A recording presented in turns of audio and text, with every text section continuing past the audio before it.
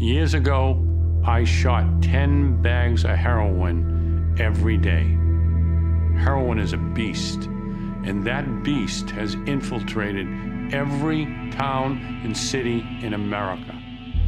In 2016, 64,000 Americans died of an accidental overdose of opioids. I hope that the stories we bring you on this show save lives in 2018. I'm Ritchie Farrell. I'm a heroin addict.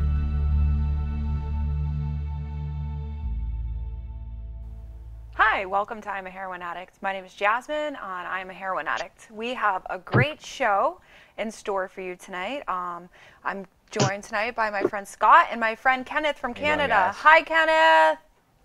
How's it going? Good. How are you? I am doing fantastic today, Jasmine. How are you? I'm great, dude. I'm honored that you're joining us all the way from Canada. Thank you. It's an honor to be on. That's amazing. Awesome. So this show is it's about talking about recovery and like instilling hope in others. And I know that you're in recovery. Yes, about a year so far. That's amazing. Excellent. So let's just dive right into it. What was it like? When did you first pick up? When did I first pick up using? Yeah, like how old were you? Yeah. That would have been when I was 14. Okay. What happened? Well, I'll just give you a bit of background on my story. So, I grew up in Abbotsford, British Columbia, a little small town. Growing up, I never had much of a relationship with my father. I was always very close with my mom and my sister and my grandparents, more so my grandfather. But my mom and my dad never got along very well. So up until about 9 years old, I spent pretty much every day over with my grandfather, because I was like very close with him. Him and I were, he was like my best friend basically. And at about 9 years old, unfortunately, my grandfather passed away due to cancer. So it was a really hard transition for me because he was my father figure. He was my best friend. And growing up over the years, I always watched my dad was very physically abusive. He was a very severe alcoholic. So he was mentally, physically, and emotionally abusive to me, my mom, and my sister. So I saw a lot. I think that's why I spent a lot of time with my grandfather. So when he passed away, it took a lot from me, right? It felt like a piece had been taken away from me, right? Like I had lost one of my best friends. And then about 2 years after that, my parents ended up being divorced. So, all the stress and the anxiety that comes along with that, right? So after the divorce, my mom was sent away. My dad had her sent away out of spite, because he's just that type of person, right? If he's not happy, then nobody around him is going to be happy kind of guy, right? So he sent my mom away. So that was the only other person I had a connection with.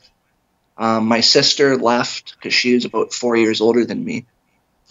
So she left after about a year or two after my grandfather died, right before my parents divorced, because she got sick and tired of, being around the house, having to listen to my parents fight, all that stuff. She just got sick and tired of it. So she left. She was about, say, 15, 16 almost when she left. She had a couple of friends that she had made at school and stuff like that were on their own. So she was lucky in that aspect where she took off. Now, when my mom got sent away, I was court-ordered and forced to live with my dad, who I didn't have a relationship with, right? And I didn't like. So because my grandfather was from Dublin, Ireland. He's straight Irish, as you can tell from the red beard. So he was growing up with a lot of respect, right? For women, for family, for life, people in general. And my father wasn't, right? So he never liked my father. I never liked my father. So when I moved in with him, it was a nightmare. I moved in with him when I was about 11, and I had to grow up fast when I moved in with him because he went on drinking binges where he was gone 3-4 months out of the year, right? And he left me at home with no food, no clothes, no nothing, right? I mean, I had clothes, but they were all dirty because he wasn't there to wash anything. He wasn't there to do any of the parental things that parents normally do, right? So I had to do all those things myself from about 11 years of age. So it was quite a hard transition having to grow up through that because of all the stress that happened with my father. I came down with what's called 3 pyloric ulcers. So that was 3 quarter-size holes in my stomach. And then that led to, numerous medical conditions over the years. My doctor told me that she actually was one of the youngest people that she's seen diagnosed with, pyloric stomach ulcers. So that was a little bit shocking for me to hear that. So I was quite sick. I was quite sick from 11 years old, pretty much throughout my life. Now, when I was living with my dad, I knew I didn't want to stay there. I knew that I wasn't going to be able to handle much of it just because of the seriousness of the situation, right? All the abuse, physical, mental, emotional, right? All the times that he left me home alone on my own, right? So I was going through quite a lot. So I decided that I wanted to leave home because I was tired of the fighting, right? I was tired of the arguing. 14? I was tired. You were 14 Yeah, I was at 14. this time? Okay. Yeah, I And was so hold on, I 14 just when want to back up just one second because here in the States, I think it might be slightly different. You said your mom was sent away because here in the States, unless someone's like mentally unstable, you can't have them sent away. So how was your mom sent away? Well, I think, to be honest, my dad might have paid somebody because my dad was always on the criminal side of things. Okay. Right? He knew a lot of different people, and he was the kind of person where, if he doesn't want somebody around, he'll do whatever he can to get that person removed from his life. Right? Okay. So and he had money. So I personally think now that I'm older that he paid somebody off just to have her removed, right? Just so he could be like, hey, whatever his thinking was, I'm not sure, but that's now that I'm older and I understand more, that's what I got from it. Right? At the time, I didn't know. I just thought they were sending my mom away, and that was pretty much what was happening. Have you ever read the book Chasing the Scream? Chasing the Scream. By Johann Hari? You are describing the exact theory of what he talks about addiction. So a lot of people with addiction actually have like early childhood traumas. And I don't know, as you're telling your story, I'm like, holy cow, he needs to read this book called Chasing the Scream by Johann Hari. And also, have you heard of Bruce Alexandra? Excuse me. No, I haven't. Oh my, he's from Canada. He came up with the dislocation theory. And what you're describing to me fits those books.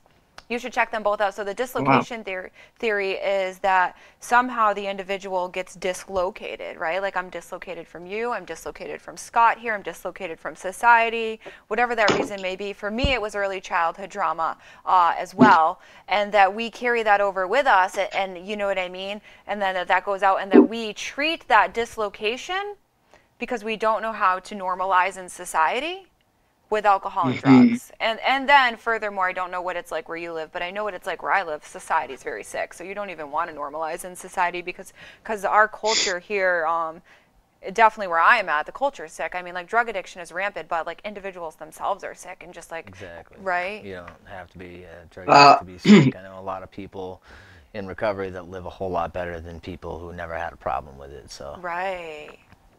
Yeah, you should check them out. I didn't mean to interrupt your story, but it was like screaming at me as you were going. That's okay. So, yeah, so I ended up leaving my father's house at the age of 14 because I got just tired of it. I couldn't deal with it anymore. I wanted away, right? I wanted to kind of do my own thing. But, leaving home at 14, I needed money. Right, for food, I needed a roof over my head, I needed clothes, I needed to be able to go to school, all the things which, usually parents are there to pay for. You're leaving home at 14 and you're trying to get to school. Yeah. That's great. I was trying to get to school, yep. That's great. So I left home and unfortunately ended up getting into, the gang lifestyle because, I was not old enough to work at 14. I tried to get jobs, but every job I went to try to get, you're not old enough. You need your parents' approval. Well, my parents don't talk to me, so there wasn't much I could do, really. So I basically did anything I could to make money. At the time, I wasn't really happy about what I had to do at the time, but I realized that I had to do something, right? So that was pretty much the only thing I could do. So I tried not to think much of it, and I started doing that. But through that experience, I ended up starting drugs quite early, like I said, at about 14. It was a couple months into drug dealing. I started using drugs because I was depressed. I was basically looking for family in the wrong areas because my family had been taken away from me. The human soul desires connection. Exactly, and that's a very constant theme, especially people that, grow up in lower level parts of society. They end up reaching out and trying to find those family figures, or like you said, male role models, because sometimes those male role models aren't in their homes, so they end up going to the people that they see out on the streets that are managing to survive and have things. So they end up clinging to those ideas and ideologies, but then they end up living that lifestyle, and there's nothing healthy about that lifestyle. Yeah. So unfortunately, I ended up hurting quite a few people, right, that I didn't mean to. I destroyed a lot of lives doing what I was doing, and mine as well. It wasn't just the sickness that I was going through with the ulcer and the medical concerns, which destroyed my personal life and being able to hang out with friends and family, but then I was also hooked on drugs, and I was destroying other people's lives because I was selling drugs, right? So at that point, that's when school and everything just started to become very stressful. I was skipping a lot. Since I was making such good money at such a young age, that came with ego. Right? They were trying to tell me, you got to stick in school. Your false sense of identity, right? Yeah.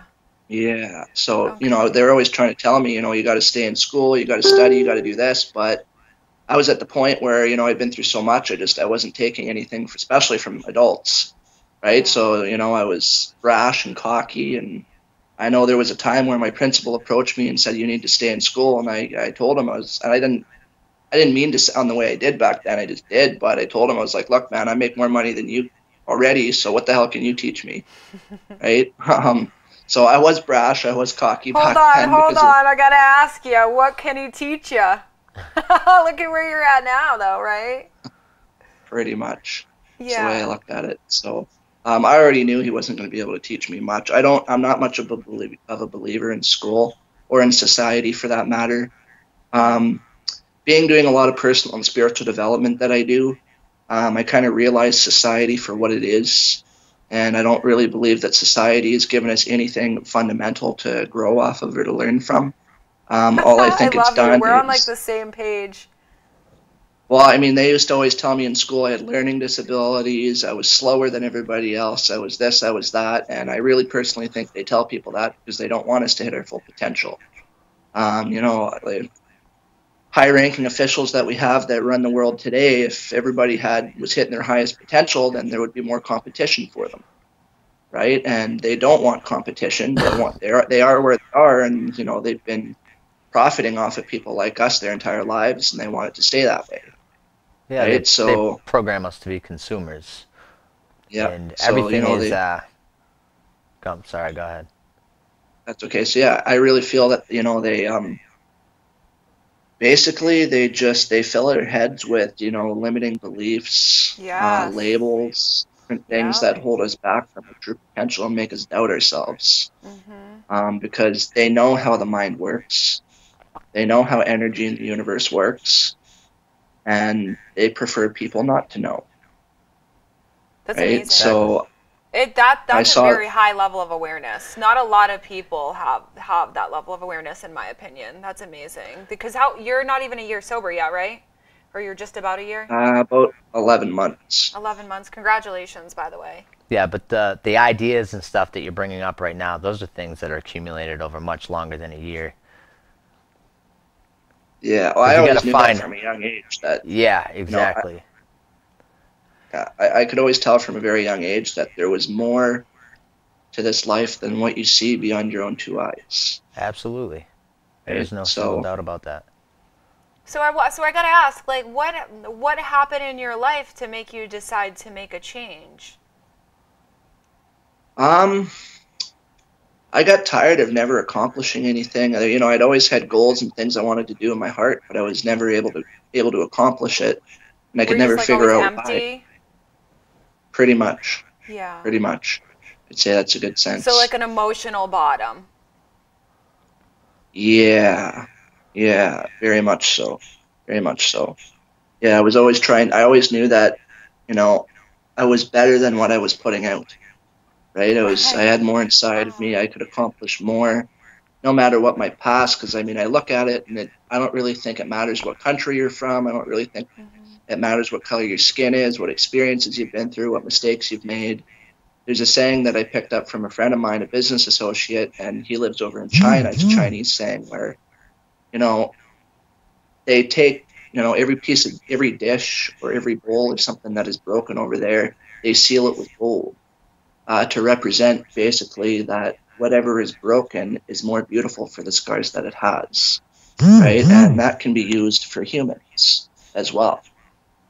So I've really taken, since I learned that saying, that's something that I kind of live my life by. And it's one of the sayings that I use for myself, and I tell people all the time to take your broken pieces and to paint them gold, right? Because we're all worthy, we're all deserving, and we all have a voice, right? And somebody out there, even though it might not seem like it right now, somebody out there has been waiting their whole life to meet you and to hear your story and to be inspired by you.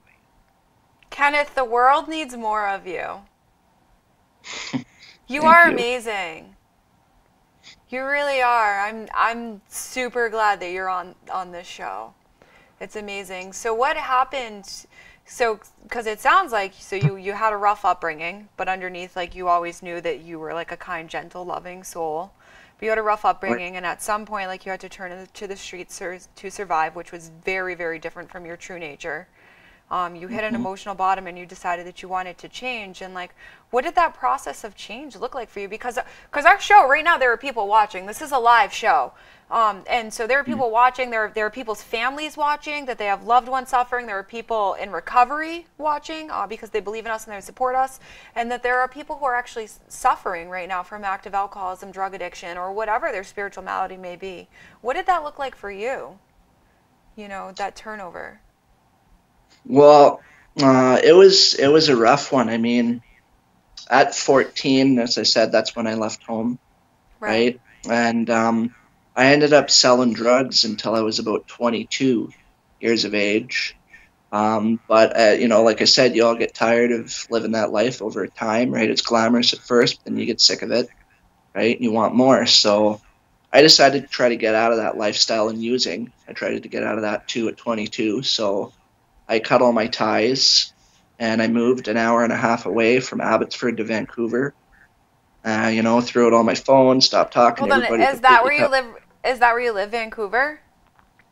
No, I live in Chilliwack right now. Oh, Yeah, I grew up in so you Abbotsford. did live in Vancouver.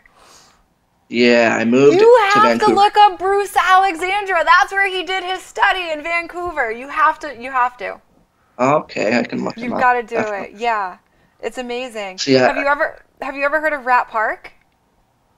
yeah, Yeah, so that's the scientist that did the study, and he took it into like further into like human connections, and like, if you take a human that is so disconnected, you know what I mean? Of course they're going to turn to the drugs and alcohol for comfort, but if you put them where they have everything that they need, they have social connection, they have all the comforts of life, and you put them in somewhere nice Exactly. in a healthy society, that individual will not choose the drugs because they don't find a need to soothe. Yeah, exactly. Dr. Gabor Mate also wrote a book, and he's from Canada, and he talks about the same exact thing, the science behind addiction and the different life situations and circumstances that program the brain. So your brain has, when you take an action in your life, if an event as a child directs you to take a certain action, it creates a neurological pathway in your brain.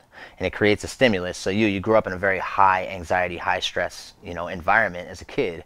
So that tends to create anxiety and stress problems. You have a hard, difficult time processing those emotions later in life, which ends to depict your actions, and then your actions tend to be more negatively, because a lot of people, if you hold a lighter to your hand for a long enough time, what your body do?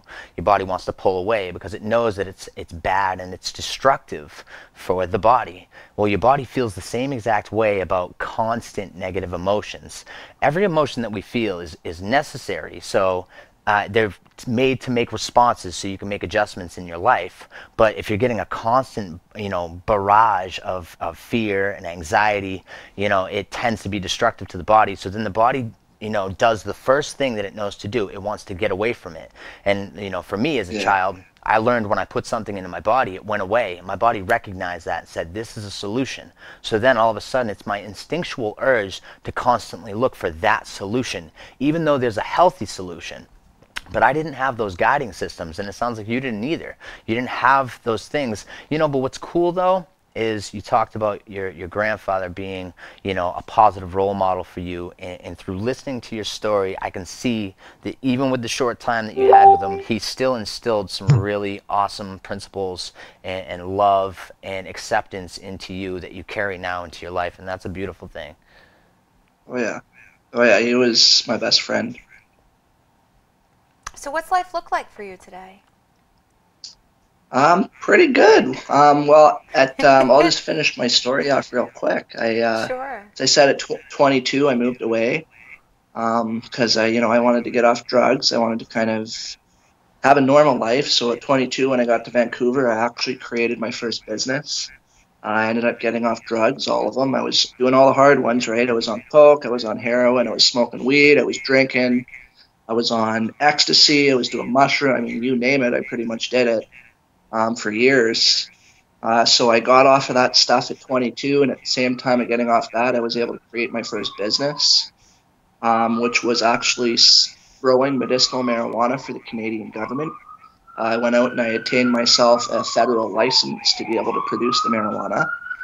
So that was a hard thing to accomplish right there. Simply, sorry, there's a fire truck going by. I can see it. Yeah. So that was a hard license to obtain, because there was only about 30 people in Canada that had one at the time.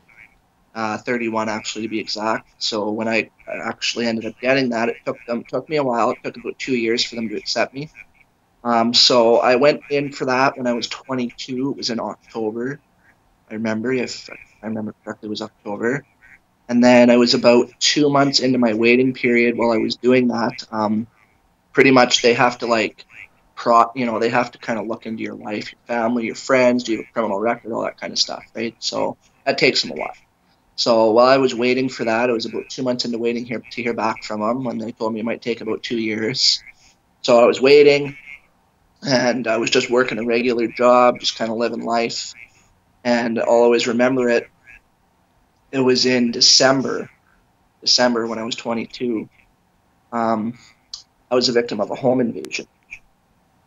It was a random one. I can't really remember if it was random or orchestrated. I personally think it was orchestrated, just from the lifestyle I had led up until that point, right? I think there were people that were angry that I left, right, and took things with me, right? So there were 3 people that kicked down my door. I was staying at a friend's house at the time, and they kicked the door in, and that was pretty much it. I had protection, I had weapons and stuff like that, but when somebody kicks your door and there's not really too much you can do about something like that. So out of that attack, I ended up getting stabbed 4 times in the back. Wow. So that was an experience for me, because it wasn't something I anticipated, and it taught me a lot about life and how you should be grateful and cherish your life, because it can change, like that. Right? So that experience taught me a lot. And I think the hardest thing out of that experience was my mom apparently was in the city at the time. I didn't know that she was in Vancouver, but I guess she had been following me and heard that I moved out there. So she lived in the same neighborhood as I did, actually, at the time, and I didn't even realize it, because I was still, doing my own thing. So I guess she must have heard the commotion, because we were like a block away from her. And I guess she must have heard the siren, so she came over to find out what was going on. And she saw me being carried into the ambulance, and then she just freaked out, right? Because it's her son, obviously, right? So I remember riding in the back of the ambulance with her to the hospital, which sucked, because it was the first time seeing her since the time we had separated when I was younger, and I didn't really anticipate to see her in the ambulance for the first time again, right? But I got told in the back of the ambulance, actually, I thought I fell asleep. But they had told me in the back of the ambulance, I passed away. And they had to revive me to the hospital. So that was kind of really opened up my eyes, to the world around me. But through that experience, when I was recovering, I lost my business that I had built. I lost the house that I was staying in because I couldn't afford it. Right? I lost the nice car that I had. I couldn't afford to make payments anymore on it. The girlfriend that I had at the time left me, and I wound up homeless. So it was a hard transition for me because I had come through so much already with the sickness and the drugs and the addiction and coming through all of that to build a business. But now I was homeless again with a horrific injury that I was dealing with, and PTSD, depression, all the things that go with it. Right? So I was homeless again for another few years. That was at the beginning. I got out of the hospital from my recovery when I was about 23. And then Yeah. Hey, that's Kenneth. I'm sorry, we're getting really low on showtime. It goes by so quickly. okay. That's okay. Yeah, That's that's okay. okay. We have about a minute and a half left. Okay. So yeah, Yeah. good thing now is through all that stabbing, through everything I've been through over the past year, I am a global business owner Yes. in a multiple billion-dollar health and wellness industry. Yes. I'm pretty much traveling the world, working from home, and living the life that I always dreamed I could. It's awesome, man. So I Not just want limited by society anymore, right? no, You are no. the man. Part of what I do is personal and spiritual development. So it's Mm-hmm. you got to open up your minds and realize, it doesn't matter where you're from, what you've been through, what mistakes you think you've made. You're worthy. You have a Hey, voice, you know what? right? This isn't my speech. This is actually Scott's spiel, but you're talking about coming from a limited belief system. This guy has like a vote going on right now because he has an opportunity to go play at a concert with Macklemore and do some pretty cool things with his life, right? Yeah, yeah. I'm a musician. That's the direction that I went. I've been in that direction, pretty much my whole life. But in sobriety, I started taking it very, very seriously, and I entered a song competition, and so far I'm winning this thing, and hopefully it's an opportunity for me to go out, play at a really big music festival, a sober music festival at that. So it's cool. It's crazy. It's so crazy. It's so Yeah. crazy where I came from to where I'm at. It's so crazy where Scott came from to where he's at. It's so crazy for where you came from because none of us have limited belief systems anymore.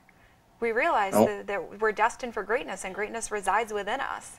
But we got 10 seconds left. Kenneth, it was great having you. Hey, man, it was a pleasure meeting you. Yeah, absolutely. You too, brother. You too. To all of our viewers watching at home, thank you. We appreciate you, and we'll see you next time. Thank you. Bye, guys. Bye, Kenneth.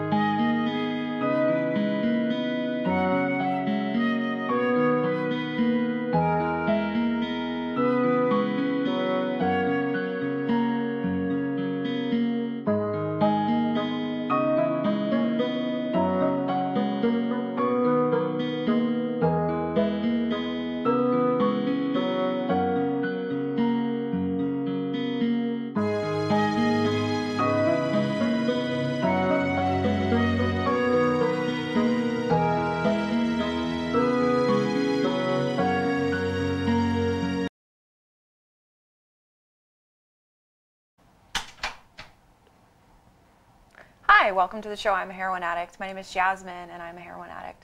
Thank you so much for joining us tonight. It's an honor to always be with you. We're going to have a really good show tonight. I'm really excited for it. We're joined by my friend Scott Plant. How's it going? And we're joined by my friend Jenna. Hi, Jenna. Hi, how are you? Good. So we are all individuals recovering from heroin addiction. And I think that you see a lot, especially in the media and in society, people like blasting like this negative image on heroin addicts because like drug addiction certainly is nothing pretty. No, absolutely not. But that's kind of our own fault. It is, because we choose not to show people the beautiful side of it. Well, that's what we're here for. Yeah, that's what this is for. Yeah, that's why this is a beautiful right. show, and that's why I love coming on it. Yeah. So, so Jenna has how 17 months tonight? Yes. Yes, that's amazing. It's beautiful. Thank you. So, how old were you when you first started using? I was about 14. 14. What'd you start off with? It was pot and alcohol. And then I really quickly got tired of that and went on to pills probably before I was 15. So I'm curious because a lot of individuals that I get to interview, and I'm super active in like the recovery scene, like it's my life, but a lot of people that I sit down and connect with, there's usually some kind of underlying driving force that like pushed them to pick up. What was your life like before you ever picked up? I mean, I came from a really good family. Like my family life was normal. My childhood was normal. It was definitely within me. Like I never felt good enough for myself or good enough for anyone else. I wanted to be somebody that I wasn't. I always wanted something that everybody else had. So I would look at other girls in school or, you know, other people's lifestyle, and I'd be like, okay, like I want to look how she does, or I want what that kid has. And I never was satisfied. Like nothing that I had was like enough, whether it was the way I looked, like things I had. And so I needed something else, and I just found my comfort in drugs and alcohol. So you know what's really cool is my story is very different than yours already because I grew up without. I grew up in a family with a mom who was an active drug addict, and you know my father wasn't present while I was growing up, and my whole entire extended family all had active drug addiction, and like I didn't have anything material when I grew up, but I felt the same exact way as you. Exactly. That's why I think it's beautiful to share those two opposing stories, because the disease of addiction, it can affect anybody. Right. You know, and circumstance doesn't always lead you there. No. Because it's a dysfunction in the way that the brain was formed, and it creates this kind of level. It's like a mental health disorder, like OCD. So it creates this compulsion, and then you contribute to that compulsion or that lack of self-value. It's a spiritual issue. Yeah. So that's really cool that you shared that, because as you were sharing, I could literally feel what you were describing, but we came from two different worlds, but it didn't matter the outside circumstances, because like internally we were the same. Exactly. So you picked up at 14. What happened? What do you mean, what happened? Like what? So you picked up, you know, alcohol and drugs, and you found a sense of comfort with them. Yeah, I felt, you know, they say that moment that like I have like arrived moment, like that's how I felt. And, you know, I wanted, so like I said, I started with alcohol, marijuana. I, you know, experimented with that for a little bit, and it wasn't enough for me. I moved on to pills. Like what kind of pills? Xanax, Percocet. Were you prescribed them? No. No, okay, see. I had taken them from, it was a neighbor. I was house sitting for them, watching their cat, and I don't know what, you know, made me think to go like looking through their house for drugs, and I did, and I found pills, and so I started doing that. Hold on, it's so funny, right? Because like I can identify with that too, right? Like you're house sitting for someone, and like our thought process is let's rummage through their pill cabinet. Like, normal people don't do that. No, and No. every bathroom I ever stepped foot in for years, Yeah. you know, it didn't matter whose it was. You didn't even have Xanax before, and you're like, I'll take these, right? Yeah. Like, Oh, one yeah. time I sniffed, like, my dad's depression meds. It was terrible, but, like, why would I do that? Right. Sorry, Dad, by the way. Yeah, just this like need to self-destruct. I remember being like 12 years old, crushing up Tylenol. Right, yes. I got suspended from school in middle school for sniffing pixie sticks. Yeah. Right? It's crazy. It's so funny. Like, you don't even know what these Xanax are. You're house sitting for a cat, and you're just like, just take I'm them. going to take these. Right. Yeah. It's just to suck. There was just so many Self-destruct. things I didn't know what they were, and these individuals happened to have like 3 boxes of different kinds of medications, and I was like, this is great. I will cat sit every weekend. This is amazing. And I've just, hit the jackpot. And I was like, I took what I did, and things just, they really, took off for me. People at school found out I started selling things. I began to get that attention that, like, I wanted. So you got, like, validation from other people to make you feel okay in your own skin? Yes. Yeah. Okay. All eyes were, like, on me, and I liked that. Yep.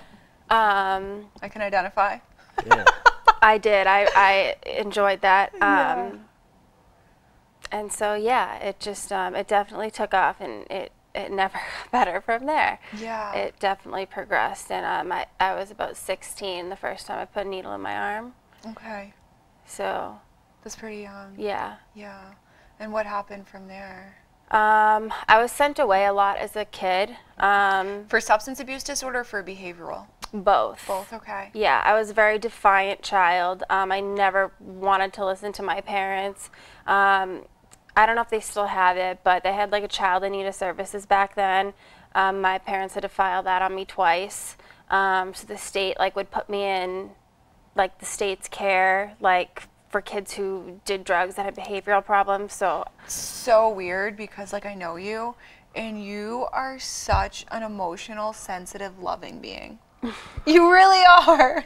It's so odd to think of you. It's crazy. It's Yeah. so weird, to think back, to think that, that's how I was. And, yeah, I mean, I used to remember my dad saying to me, if you don't stop these behaviors and stop doing what you're doing, you're going to end up having a sad life and, be in prison. And I'd be like, well, when I turn 18, I'm going to stop all this. And, this is just a phase that I'm going through as a kid. And it certainly wasn't. I ended up going to several different treatment centers and just, I did time in prison, and my parents almost lost their house because of me. My dad couldn't. I don't tell many people this. My dad couldn't pay the mortgage for 4 months because I drained his bank account. So it was hard. It was rough. Yeah, I mean, I haven't been to prison, but I've done a lot of jail time. I've had to do a lot of 1-year county bids, which almost going to prison would be better. Yeah, and you have been to prison too, right? Yes. You know what I mean? And so we had done a show earlier today, and the individual on that show was talking about the limited belief system. And for a long time when I first got sober, I would be like, yeah, but I'm a felon and I have this criminal record and I've done all this jail time, I could never accomplish anything. And though that past does not hold me back today. First of all, I have a lot to offer, and if you want me on your team, I'm a benefit to you, and if you don't want me on your team, you're lost. Yeah, you have to have a level of self-love. Now, it's important though to not have it be an ego-driven self-love, so that you are better than other people. But if it's an inclusive thing, it's kind of like you're all in this race together, and I'm building value in things in my trade or whatever it is that I do. I'm a musician, so I try to be the best that I can be, and I believe I'm valuable as a musician. But it's important to carry yourself with that level of self-love, because it creates these positive thoughts for you in your life. And which, I believe in energy. I'm such a hippie. Me for people too. that know me, and with those positive thoughts that goes out to people around me. materializes into yeah, your life. and for you know what I mean, and for the people around me too. Absolutely. We have a really awesome question. Do you want to read it? I identify strongly with the need for validation. How are you able to let that go? That's what I was going to ask you as the last question. It sounds and I can relate, constantly seeking outside things for that level of love. And for me, I found a way of finding that for myself. And I did that through my connection with what I consider God. And that helped me to get to that point, to believe that I was, you know, what our guest said earlier, deserving of those things in life and of that love from people and from myself. So what got you there?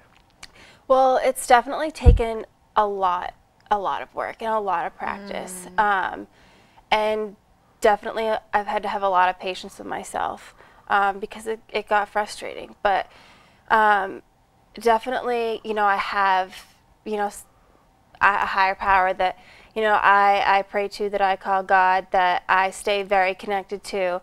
And, you know, I look at it like, as long as I'm good enough for me and I can wake up in the morning and look in the mirror and like love me and like not care what other people think about me, like that's really at the end of the day all that matters. Absolutely. And you know what I mean? Like if you don't like me, like that's okay. Like I love me. So like that's all that matters. Yeah, and if you're confident in your decisions, if you're confident that, you know what, I'm good to myself, I'm good to the people in my life. I try to be the best human being that I can be throughout my daily processes.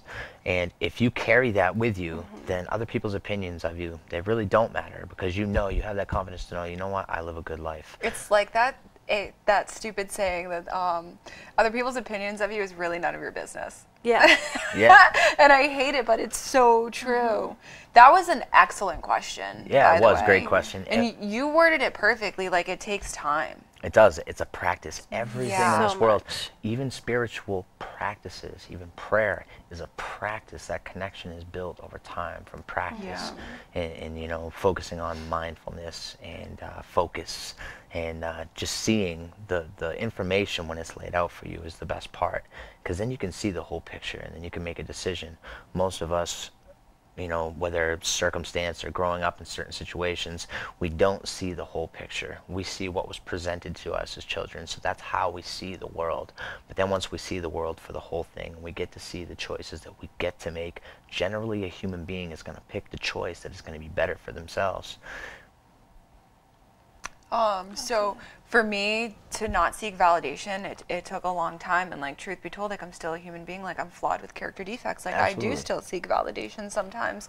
But I remember when I first got sober, I do 12-step recovery, and my spiritual advisor just kept telling me, like, you have no self-worth, like you don't realize you're worth it. And she would just constantly guide me to help other women.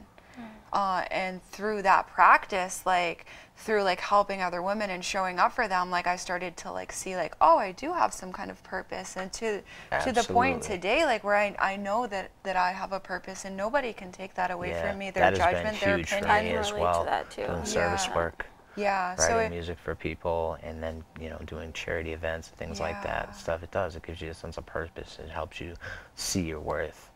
Yeah, so anyone that's struggling with that, you know, I'm constantly reminded, you know, don't think about like what I want to do. Just show up for another person, like be there for them, whatever that may be, and take yourself completely out of it. You're just there to love and support, and like I still have to be reminded of that sometimes. And you know, and this thing too for me is I've noticed that a lot of the advice that I give to another human being, it at the same time as advice that I need to continue telling to myself. That's so funny. So when I do it and I give it to other people, it reminds me, okay, you need, if you're going to be talking this, you need to be, you know, Do you ever just have it. like a fire conversation with someone, you get out there and you're like, whew, and then you're like, oh God, I better start doing that. Yeah. You're like, that was good advice. Where'd that come from? I got to put that on my list. It happens to me all the time. That's awesome. Yeah, no, absolutely. I believe that's the universe or God speaking through you. And it's also helping you at the same time. Right. It's meant to be there. So you know, you went to prison, you were in and out of institutions, like what happened? Like how did you get to where you're at today? I constantly like still sometimes ask myself like, what really, like, was it the pain that like made me just like that I just had enough? I remember I got out of prison, and like 5 days later, like I relapsed, And I remember I was like sobbing after, and I was like, what are you doing? Like, what are you doing? You're going to die. Like, my life had just been in a mess. It had been in shambles. I had tried so much and so hard to like get sober, and I couldn't do it. And I had said to myself, you know, I need to put everything in to my recovery as I would put into like my using. And if it didn't work, then I would go back to using. And I have put everything into being sober, and so far it has worked. Cool. So what I are have like not some of gone the back like out. daily steps? Like what are some of the daily little things that you could give as some advice to somebody that might be just starting off? I stress prayer more than anything. What if they don't Me believe in too. God? It doesn't have to be God. Just anything bigger than yourself. It really doesn't have to be God. Do you know, this is so weird, but it's okay. I'm gonna say it anyways. So I was working with a group of individuals last night, and I was like talking about the universe, and they were like, yeah, but like I don't believe in God.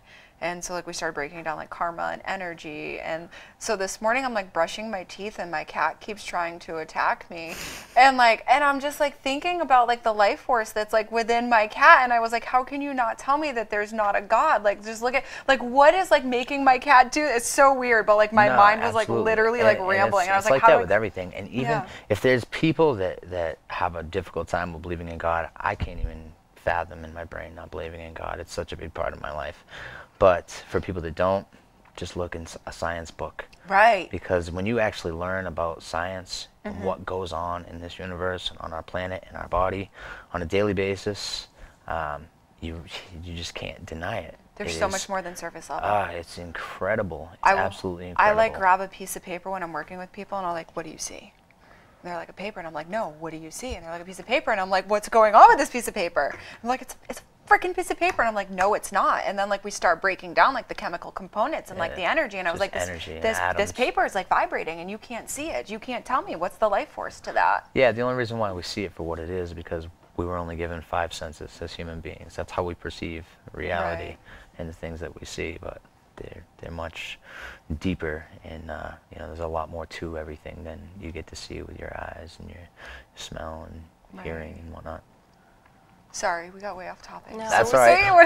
That's an important topic that's to be good, on yeah. because having that connection to something, to understand that there is still a life force that is driving you forward, and you can either choose to connect to it or you can stray away from it. When you stray away from it and you use and you're destructive to yourself, you fall into the wrong energy. But I believe that the universe, it's the yin and yang. Yin and You have the everything. positive and Yeah. the negative, and they all have their place. Some of the most beautiful people I've ever met in my life have been through the crappiest life situations ever. It's so weird, like, that you bring up yin and yang, because I was like waiting for lunch today at a restaurant, and I was like thinking about the yin and yang because I believe in energy and all that, and I was thinking about where I'm at right now in my life, and like how much I choose to try and focus on helping others and putting positivity out in the world because I've taken so much from it, and I'm like, I just wonder if like my driving force is so strong because I've experienced so much of the dark of the yin and the yang. Yeah, I mean, it literally molds you. It changes your character going through those things. I'd like to consider myself a very empathetic and a very compassionate and kind person, mostly in my daily life. But circumstance brought me to that. It's being humbled, to the very, very bottom of being humbled to be able to empathize with somebody who's going through some kind of struggle, or a lot of empathy is derived from human experience. So say if somebody experiences death, say in their family, or they lose a loved one in any way, shape, or form, they tend to have a compassion towards somebody that they're seeing go through that struggle. We relate with that pain, but I feel like even in those things, even the negativity has its place in this universe. Absolutely. because it perpetuates, it keeps things balanced, and you wouldn't understand what the good was if the bad wasn't there. I was just going to say, if I didn't go through those life experiences, I wouldn't know You wouldn't what be I open know. to everything on the other side, and it Right. does. Yeah. It actually opens up the human psyche. Yeah. So if you go through very traumatic things and you heal from them, it opens you up to everything on the other side. You know, I can see beauties in everyday life that some people don't see and they take for granted. You know, you've been to prison. I appreciate food more than anybody on this planet because of that. I do. I thank God for food every single day, every single time I eat it. Wow. And I will never not do that. And I tell myself in my brain, I'm never not going to take this thing for granted. Or a cozy bed. You know, Right. those are little things that most people take for granted. But if you find a way to be grateful for those little things throughout your life, you know, or be grateful for the little moments, you know, say you're a mother, you know, or a father, you know, a little moment that you have with your child, be grateful for it and think about it. Be like, you know what, I'm grateful. I just had that beautiful moment with this person. And the more that you create that grateful heart towards life, it creates this positivity in you, and then you find things, other things in life to be grateful for. Now, that doesn't mean life's good all the time, because it's not. Sometimes life sucks. People suck, life sucks, but it's just a part of the process. It gets you to the next good day. I love the recovery scene because I get to connect with individuals on a daily basis, and I get to see people go from so broken to like finding a piece of themselves. And you talked about like having, like, being grateful for like that little conversation with that little person. There are so many times throughout the day, like, someone will walk away from me and like my heart will be smiling. Yes, exactly. Like my heart will be like, and they won't even know. They'll Yeah. just be being true to themselves, and they'll walk away, and I'll be like, that is so beautiful. Yeah, it's Yeah, the or- same way for me yeah. being a recovery-based artist. It's like, you know, I want to be seen as a musician, and I think at times having music revolved around recovery, I think, drives some people away from me. But I get these beautiful moments, and I get to interact with these people, you know, and sometimes they're not in a good place in their life, but they connected to it, you know, something that I had written, and then it gives them the opportunity to open up to me about it, and then I get to have an interaction with this person and offer any kind of help that I have. To me, that is worth the people that I push away through this. I was gonna because say it gives me such a beautiful moment and a human connection, and that's better to me than, you know. To me, I see you as inspiring. I appreciate it. Yeah, absolutely. And I see you inspiring people through your work and what you do. And, you know, I've heard your music. You bear your soul in it. So that's Definitely. inspiring. And people Well, can that's connect with that. a beautiful thing about recovery, and that's my favorite part about recovery is the honesty. Right. People are so honest. Jenna, we're almost out of time. How did this happen? So what's your life like now? Sorry, we get off on so many tangents. No, We need to have her it's totally back. okay. My life's amazing now. I mean, not every day's perfect. I still have hard days, but it's amazing. I work in recovery now. I have 17 months, like I It's said. amazing. I have an amazing relationship with my family. I'm able to show up and be present for people, which is great because I wasn't able to do that before. Right. Yeah, that's such a gift. And that, yeah, it really is. And that's just a gift, truly. If somebody needs me, I'm there. And, you know, it's just recently, you know, my family, our dog passed away, like our childhood dog. And so just being able to be present for like my brothers and us being able to be connected as siblings and bonding and like being there with each other to support each other like during this like really hard time has just been amazing. Because if I was still out there using, I'd be out using and during this time, and they'd be home, and like it's really nice to be able to be there and hold each other up while we're all so broken. And it's just nice to be able to be present. That's a lot. I've had to put 2 dogs down over the last 2 years, and it's devastating, and it's a grieving process. And like Absolutely. I still pray for my dogs every night, you know, when I'm praying. Some people don't understand. It's like losing a family member. It's a It grieving. truly is, you know, devastating. especially if that, you know, animal's been around for a long 15 time. years. Yeah, exactly. Oh my God. So it's like losing a member of your family. So there's a question. How long did it take for you to trust and feel connected to a higher power? Good question. I know, that's That's a good. good one. I mean, it started kind of small. Like, I always felt. So when I started, I'd get on my knees and I'd say, I don't know what I'm talking to. I don't know if you're there or what this is. But, like, I started with asking for help and saying, like, please help me. Like, I can't do this on my own. Like, I need help. And just slowly but surely, as I kept moving my feet and as I continued to pray, little things would happen and I would see changes, like, in myself, and I would start to change, and things would just start to happen. And it takes time. So, I mean, I can't really give a definite answer on how long for everybody. It took time for me. But it does happen, and now, I mean, I trust my higher power more than.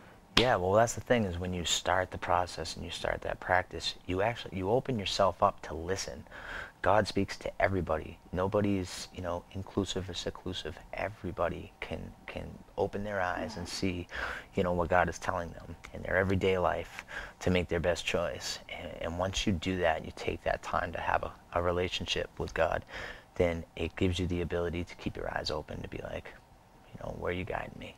And then generally, if you stay connected to that thing, it will guide you in the right direction. Even if you don't know where you're being guided to, you're like, I'm good. Exactly. Even if it doesn't seem like the thing that you had hoped in your brain, sometimes it's not what you hope it's going to be.